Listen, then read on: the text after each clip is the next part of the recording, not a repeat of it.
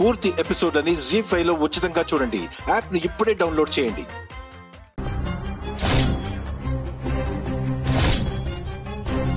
నీ భర్తకి ప్రాణగండం ఉందంటే నీ జాతకంలో ఏదో దోషం ఉన్నట్టే కదమ్మా.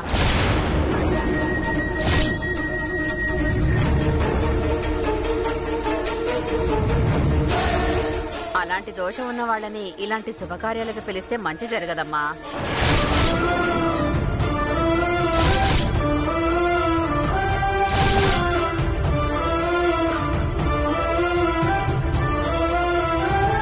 పెళ్ళయ్యాక వీళ్ళ శోభనం ఇప్పటి వరకు జరగలేదంటే అమ్మాయి నష్టజాతకురాలనే కదా అర్థం.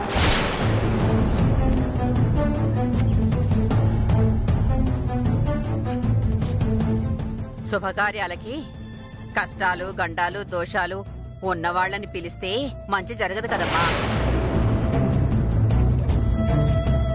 అందుకే పిలవలేదమ్మా, క్షమించండి. కానీ మీరు మాత్రం సాయంత్రం ఫంక్షన్ కి తప్పకుండా రండమ్మా. పదక్క. ఏమా ఆగండి. ఏమండి ఏమండి బావా, ఒక్క నిమిషం ఆగండి. బావా బావా ఆగు బావా. ఏమండి ఆగండి ఆగండి. ఏం మాట్లాడుతున్నారు మీరు? నోటికొచ్చినట్టు మాట్లాడుతున్నారు. బుద్ధి లేదా మీకు? కొంచెమైనా ఆలోచించక్కర్లేదా? అసలు ఇలాగైనా పిలిచేది? వదిలే బావా. భైరవి, వాళ్ళు చూడు ఎలా వాగుతున్నారు. అలాగేనా చెప్పేది? బావా ఆగు బావా. అమ్మా మీరు వెళ్ళండి ప్లీజ్. భైరవి, వెళ్ళిపోమంటావేంటి భైరవి? వాళ్ళు ఎలా మాట్లాడుతున్నారో చూసావా? వదిలే బావా. వాళ్ళు ఏం వాగారో చూసావు కదా. నోటికొచ్చినట్టు మాట్లాడుతున్నారు. బావా వాళ్ళని ఆగు బావా. ఇలాంటివేం పట్టించుకోవద్దు. పట్టించుకోవద్దు అంటావేంటి? అసలు వాళ్ళు బావా వద్దు బావా, పట్టించుకోవద్దని చెప్తున్నాను కదా.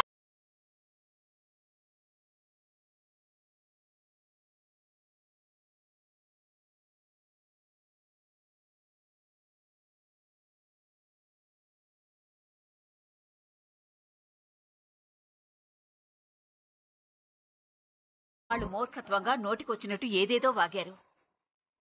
అవేవి నువ్వు మనసులో పెట్టుకోవద్దమ్మా.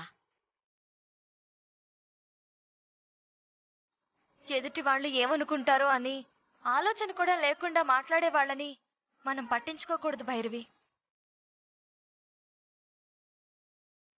భైరవి, వాళ్ళ ఆలోచనల్ని నమ్మకాలని ఎదుటి వాళ్ళ మీద రుద్దకూడదనే జ్ఞానం వాళ్ళకి లేదు.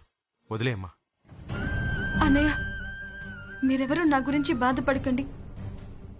ఒక విధంగా వాళ్ళన్నది నిజమే.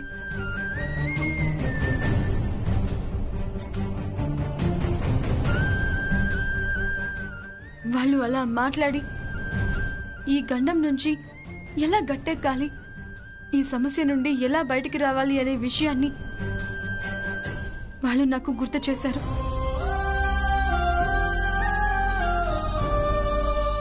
పూర్తి ఎపిసోడ్ అని జీ5 లో ఉచితంగా చూడండి. యాప్ ని ఇప్పుడే డౌన్లోడ్ చేయండి.